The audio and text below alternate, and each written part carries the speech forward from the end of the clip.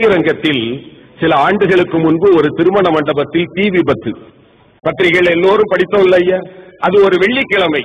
பள்ளிவாசலுக்கு செல்வதற்காக இஸ்லாமிய சகோதரர்கள் செல்கிறார்கள். அப்போது பார்க்கிறார்கள் மண்டபம் தீப்பிடித்து எரிகிறது. தொழுகைக்காக செல்லாமல் மண்டபத்தில் ஓடி சென்று விபத்தில் சிக்கியவர்களை அவர்கள் காப்பாற்றினார்கள். மட்டுமல்ல, ஜமாத்தில் இருந்து ஆம்புலன்ஸை கொண்டு வந்து அத்தனை பேரையும் மருத்துவமனையில் சேர்த்து என்ன சொன்னார்கள் தெரியுமா? காயம்பட்ட எங்கள் சகோதரர்களிடத்தில் நீங்கள் ஒரு சல்லி காசு கூட வாங்கக்கூடாது, மொத்த செலவையும் நாங்கள் செய்வோம் என்றார்கள்.